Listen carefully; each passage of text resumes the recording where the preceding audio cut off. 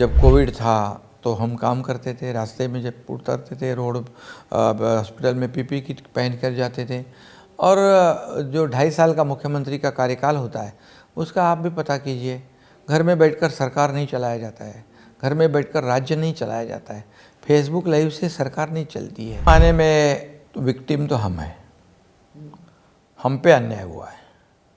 एक किसान का बेटा जब मुख्यमंत्री बनता है तो क्यों दर्द होना चाहिए? क्या किसान के बेटे ने मुख्यमंत्री नहीं बनना चाहिए? बीजेपी, हम आपको पता चला कि अब मुख्यमंत्री बनना है तो दूसरे पार्टी को साथ लो जो विचारधारा के बिल्कुल उलट है। बाला साहब ठाकरे जी ने कभी भी ये विचारधारा से कभी भी तालमेल नहीं किया, सत्ता के लिए उन्होंने कभी कॉम्प्रोमाइज़ नहीं किया। वो तो फेक नैरेटिव हुआ, संविधान बदलेंगे, रिजर्वेशन जाएगा, कई समाज में जो डर का माहौल पैदा किया, मोदी जी आएंगे तो ये होगा वो होगा। और ये जो फेक नैरेटिव जो है उसका पेनिट्रेशन बहुत डीप तक गया और लोगों के एक जहान में एकदम ऐसा बैठा कि जो बात होने वाली नहीं थी। संविधान तो बाबा साहब अम्बेडकर जी ने बनाया और हमारा संविधान जब तक, मैं हमेशा कहता हूँ, जब तक सूरज चांद रहेगा तब तक बाबा साहब का संविधान बना रहेगा। लेकिन लोगों में इतना उन्होंने स्प्रेड किया और आदिवासी हो, मुस्लिम हो, कई लोग हो, दलित हो, इनको थोड़ा जो गलत तरीके से लोकसभा का चुनाव जो है उन्होंने अपने अपने लोगों को सब जगह पर सभा लेकर, मीटिंग लेकर, छोटी छोटी मीटिंग लेकर सब ये फैलाकर लोगों से वोट लिया है। देखिए, एक ही बार कोई भी इंसान एक बार गुमराह हो सकता है, फंस सकता है, बार बार नहीं। अभी इसमें सब अलर्ट हो गए। नहीं, क्या है, देखिए अभी तो मैंने तो उनके साथ काम किया है, अभी मुझे पता है सब कुछ और मैं काम करने वाला हूँ। जब कोविड था तो हम काम करते थे, रास्ते में जब उतरते थे रोड हॉस्पिटल में पीपी किट पहन कर जाते थे। और जो 2.5 साल का मुख्यमंत्री का कार्यकाल होता है उसका आप भी पता कीजिए। घर में बैठकर सरकार नहीं चलाया जाता है, घर में बैठकर राज्य नहीं चलाया जाता है, फेसबुक लाइव से सरकार नहीं चलती है। उसको लोगों के सामने फेस टू फेस जाना पड़ता है, लोगों को सुनना पड़ता है, उनके बीच जाना पड़ता है। किसान का नुकसान हो तो खेती में जाना पड़ता है, जब दुर्घटना हो तो वहाँ पहुँचना पड़ता है। ये सरकार का काम होता है और इसलिए मैं मेरे काम पे फोकस करता हूँ। ये हमारी सरकार जब से आई तब से हमारे को गालियाँ दे रहे, सरकार गिरेगी, आज गिरेगी, 2 महीने में गिरेगी, 6 महीने में गिरेगी। 2 साल हो गए, सरकार ताकत से काम कर रही है। आज डेवलपमेंट के इतने प्रोजेक्ट उन्होंने रुकवाए थे, समृद्धि महामार्ग, नागपुर मुंबई, अटल सेतु, जो अभी हम अटल सेतु बनाए 2 घंटे 1.5 घंटे लगते, 15 मिनट में ट्रैवल टाइम 15 मिनट का हो गया। कोस्टल रोड मुंबई का ट्रैफिक कम हो जाएगी और हम आगे बढ़ा रहे उसको। मेट्रो के काम बनते, मेट्रो शुरू कर दी। कई ऐसे काम जो बंद किए थे उसको हमने शुरू किया। जैसे एक लोकसभा में 6 विधानसभा होती है, माइनॉरिटीज़ वोटर ने उनको इकट्ठा वोट कर दिया।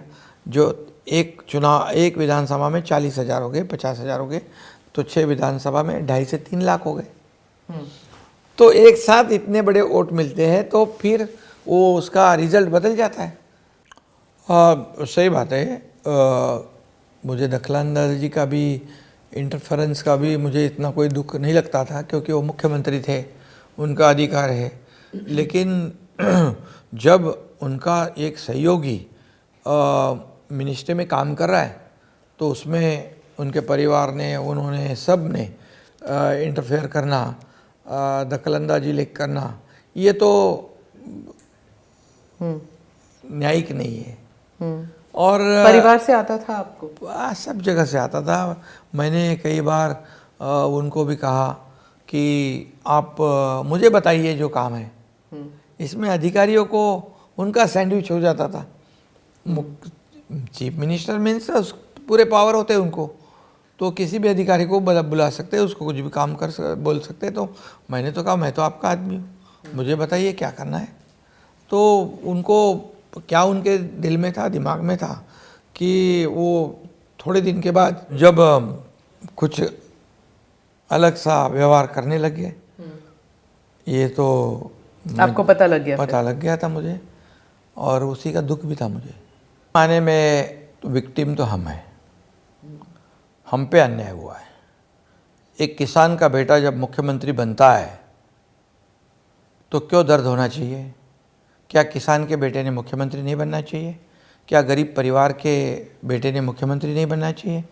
क्या सिर्फ शुगर फैक्ट्री वाले, या हम मराठी में कहते हैं सोने का चम्मच लेके जन्म जिसका होता है, उसी ने मुख्यमंत्री बनना चाहिए? इसमें सबसे पहली गलती या लोगों के साथ विश्वासघात उद्धव जी ने किया है। हम लड़े गठबंधन अलायंस शिवसेना बीजेपी, हम आपको पता चला कि अब मुख्यमंत्री बनना है तो दूसरे पार्टी को साथ लो, जो विचारधारा के बिल्कुल उलट है। बाला साहब ठाकरे जी ने कभी भी ये विचारधारा से कभी भी तालमेल नहीं किया, सत्ता के लिए उन्होंने कभी कॉम्प्रोमाइज़ नहीं किया। बाला साहब ठाकरे जी होते तो ये नहीं करने देते, लेकिन इन्होंने, इनकी मंशा थी, इनके दिल में पहले से था, और इसलिए उन्होंने बीजेपी के साथ तो धोखा किया, लेकिन महाराष्ट्र की जनता के साथ भी धोखा किया, जिन्होंने गठबंधन को वोट दिए थे। और अब कहते हैं पार्टी तोड़ी, पार्टी चुराई। क्या सो रहे थे क्या? क्या पार्टी का प्रमुख का क्या काम होता है? पार्टी टूटती क्यों है? 50 MLA क्यों जाते हैं? 13 MP क्यों जाते हैं? जिला परिषद के सदस्य इतने लाखों हजारों क्यों जाते हैं? लाखों कार्यकर्ता क्यों पार्टी छोड़ते हैं? इसका आत्मचिंतन, आत्म परीक्षण करना चाहिए। जो गए वो चोर, जो गए वो गद्दार, जो गए वो कचरा। ऐसा होता है कहीं? हमारी गलती क्या है वो तो सोचना चाहिए। एकनाथ शिंदे ने 25, 30, 40 साल ये पार्टी को दिए। मैंने कभी परिवार का नहीं देखा है, मेरे परिवार को कभी मैं मिला भी नहीं। मतलब वो सब सो जाते तब मैं पहुंचता, और वो चले जाते तो मैं उठता। ऐसे माहौल में मैंने काम किया है? बिल्कुल नहीं। देखिए, उन्होंने, वो अगर चाहते तो बीजेपी का चीफ मिनिस्टर भी बना सकते थे, लेकिन उन्होंने देखा कि एकनाथ शिंदे ने जो काम किया है, जो अन्याय के खिलाफ बाला साहब ठाकरे जी के विचार जब खत्म होने लगे, तब उसको बरकरार रखने के लिए एकनाथ शिंदे ने जो कदम उठाया है, और इसलिए मुझे मोदी जी और अमित भाई ने पूरा सपोर्ट किया। देवेंद्र जी तो मेरे साथ में थे, और मुझे याद है कि तभी मोदी जी और अमित भाई ने भी कहा कि एकनाथ जी चट्टान की तरह हम आपके पीछे खड़े हैं। तो आज भी वैसे ही सपोर्ट करते हो कि जो बाला साहब ठाकरे जी का सपना था, एक सामान्य मानुस, जो कॉमन पीपल, उसको हम, जो सामान्य शिव सैनिक, उसको मुख्यमंत्री बनाएंगे, वो सपना हम पूरा कर रहे हैं, ऐसा उन्होंने कहा मुझे। जिस तरह बीजेपी आपके साथ खड़ी है, क्या बीजेपी वैसे ही एनसीपी के साथ खड़ी है, उसी दृढ़ता से?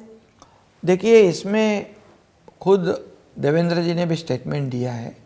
कुछ इमोशनल होता है, कोई आइडियोलॉजिकल अलायंस होता है, एक नेचुरल अलायंस होता है, कोई पॉलिटिकल अलायंस होता है। तो अलायंस में अभी आ गए हमारे साथ में, हम काम कर रहे हैं एज अ टीम। और शिंदे जी, आपके ही लोग जो हैं वो कहते हैं ये अननेचुरल अलायंस है। कभी कभी सरकार बनाने के लिए अलायंस करना पड़ता है, लेकिन जब आप वोटर के पास जाते हैं ऑथेंटिक नहीं लगता है। ऐसे नहीं लगता है कि आप जी जान से एक साथ हैं, एक हिंदू राष्ट्र बन जाए।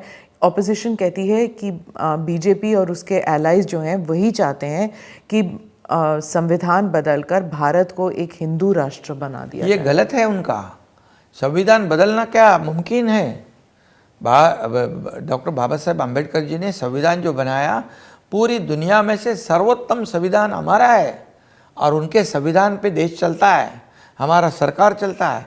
और संविधान के वजह से ही मोदी जैसे एक सामान्य परिवार का इंसान, एक व्यक्ति देश का प्रधानमंत्री बन गया, और यहाँ पर एक सामान्य किसान का बेटा मुख्यमंत्री बन गया। तो ये संविधान कौन बदल सकता है? और अगर ये फेक नैरेटिव है सब, ये बिल्कुल झूठा है। ये बाबा साहेब को आज संविधान बदलने वाले लोग बोलते हैं संविधान बदलेगा जो बाबा साहब ने लिखा है। इन्होंने बाबा साहब को 2 बार हराया है चुनाव में। बाबा साहब को कांग्रेस ने कितनी तकलीफ दी है। बाबा साहेब आम्बेडकर जी कहते थे ये कांग्रेस से दूर रहो, है कांग्रेस जलता हुआ घर है, ये स्टेटमेंट हमारे नहीं है, परम पूज्य डॉक्टर बाबा साहेब अम्बेडकर जी के। संविधान दिन मनाना किसने शुरू किया? इतने 50-60 सालों में कांग्रेस को कभी सूझा नहीं, मोदी जी ने शुरू किया। तो कैसे संविधान बदलेंगे? ये वोट को बटोरने के लिए ये सब